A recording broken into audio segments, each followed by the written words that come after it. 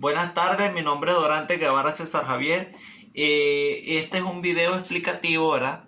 Exponiendo los diferentes puntos que se nos han sido asignados para el módulo 3 de Derecho Romano 2. En esta ocasión yo voy a hablarles a ustedes sobre lo que es la obligación romana.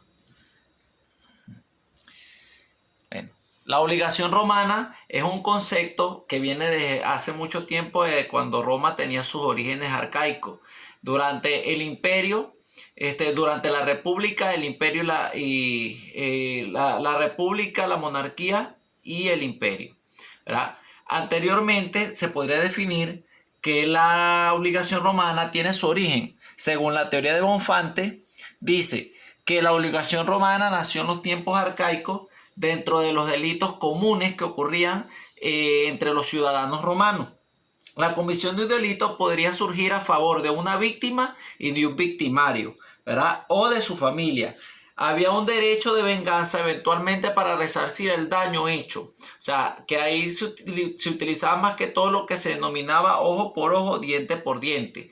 Y el derecho que tenía un pater familia de exigir al culpable que ese daño fuese resarcido, ¿verdad? Y se creaba una especie de atadura o de garantía para resarcir el delito cometido. Luego nos vamos a lo que es el concepto. La obligación puede ser definida como un vínculo jurídico entre dos o más personas, en las cuales se encuentran dos elementos fundamentales, que son el sujeto activo, ¿verdad? Y el objeto, el sujeto activo o los sujetos activos, vinculando para exigir de una manera u otra la resarción de ese daño. Eso podría denominarse en palabras como dare, facere, prestare o no facere, mientras que el sujeto o los sujetos pasivos tenían el poder jurídico de observar este comportamiento, de ver sancionado mediante una acción personal que podía resarcir el daño. Asimismo, podemos decir que existen las fuentes que alimentaban estas cuestiones. En un principio, ¿verdad?, se le dio una definición que podía ser alimentada a través de fuentes como contratos y delitos. Pero esto no era suficiente para resarcir lo que estaba ocurriendo allí. Es allí donde a través de Justiniano, ¿verdad?, la legislación fue creciendo mucho más. Y se denominaron luego tres elementos fundamentales, que son los cuasicontratos, los cuasidelitos y la ley, ¿verdad? En estas tres últimas se vinculan cada una con las anteriores por una analogía de efecto. Había situaciones que eran similares y que acarreaban los mismos fenómenos o situaciones después que se incurría en una falta, ¿verdad?, o en un daño hacia el congénere. Asimismo, decimos que existen sujetos y objetos dentro de esas obligaciones. Esos sujetos, había uno activo y otro pasivo, unidos por un vínculo. Ese vínculo es lo que nosotros podamos denominar en la actualidad como un vínculo, ¿verdad? Y dentro de esa situación había un objeto o la obligación que había determinada, que podía denominarse a través de la palabra debitum o res debita, que consiste en una determinada conducta que el deudor debe prestar al acreedor, ¿verdad?, que podría denominarse como alicuius solvendae rei, y puede consistir en un dare, facere, prestare, no facere o pati. Existen diferentes clases de obligaciones. Las clases de obligaciones se podían definir en una clasificación básica de la siguiente manera. Sencilla, de la siguiente manera. La clasificación básica se podrían definir en contractuales, delictuales, cuasicontractuales y cuasideliactuales. Las obligaciones contractuales significaba que se firmaba un contrato entre las partes de mutuo acuerdo que ambas partes debían cumplir, ¿verdad? Y que el no cumplimiento de esas obligaciones generaban una sanción o una acción para resarcir el daño ocasionado en esas obligaciones.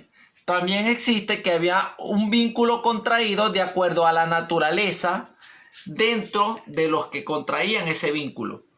Por la naturaleza de la prestación, que podría ser la prestación de un servicio, un beneficio económico, un bien, o podría ser la enajenación de un bien para brindarle un servicio a otra persona, de acuerdo a los sujetos o a la naturaleza de los que participan en esa obligación, que podría ser cooperativa, podrían ser de organizaciones privadas o inclusive un contrato suscrito con el gobierno para un beneficio de un servicio público. Así también nosotros podríamos decir que, ya va, pause. Luego podríamos decir que los incumplimientos de las obligaciones traían como consecuencia el dolo, la culpa. Estas son las diferentes situaciones que podían presentarse para el incumplimiento de una obligación.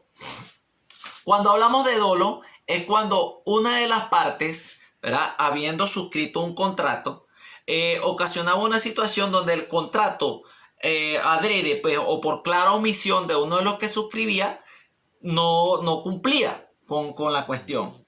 El dolo podría acarrear una sanción que estaba determinada dentro del derecho romano. Estaba el otro que es culpa, que era cuando ya, por decir, deliberadamente, pues yo omitía algún cumplimiento dentro de mis funciones para lograr cumplir esa broma. Estaban también las cuestiones de fuerza mayor y la de caso fortuito, que deben dividirse de una manera muy singular, porque cuando decía causa de fuerza mayor dentro del derecho romano era cuando ocurría un hecho natural, un desastre natural que ya no podía ser eventualmente evitado.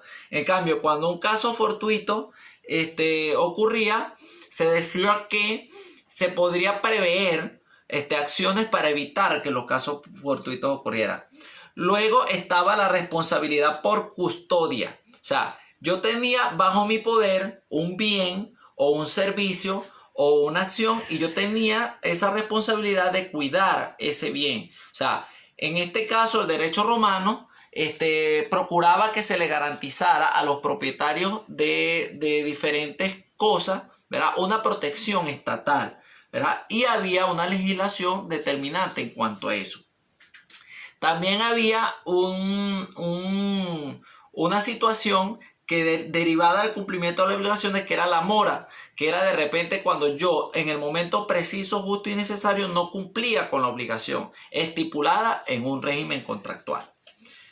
Asimismo, podríamos hablar que habían obligaciones nacidas del delito que estaban plenamente identificadas en la legislación romana.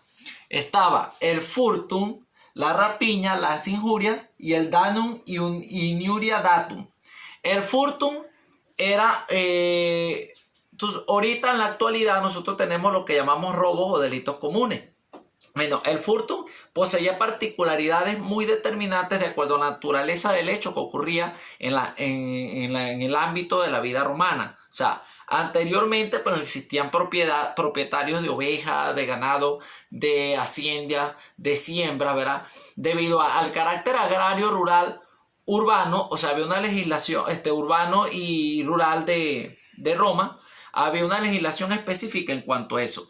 En cuanto a la rapiña, bueno, podía haber situaciones como por ejemplo lo que ocurrió durante la invasión galia hacia el Estado romano, donde una tribu X de otra nación entraba a la nación romana, saqueaba la aldea y ocurría un robo masivo con violencia de todos los bienes que había allí entre los ciudadanos romanos. Esto venía contemplado en la legislación romana y se le denominaba rapiña.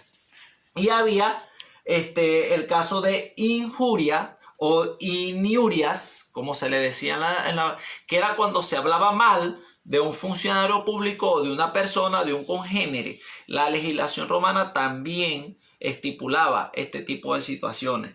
Y el danum injuria datum, que era cuando yo en un periodo no muy extensivo de tiempo ocurría en hablar mal o en dañar la reputación de determinada persona. Bueno, A grosso modo, todas estas son las situaciones que venían ya contempladas o nacidas para poder darle un sentido común a toda la cuestión dentro de lo que nosotros conocemos como la obligación romana, lo que obligaba a los ciudadanos a respetarse y a obtener un comportamiento adecuado dentro del ámbito de la vida social romana. Gracias por su atención. Gracias.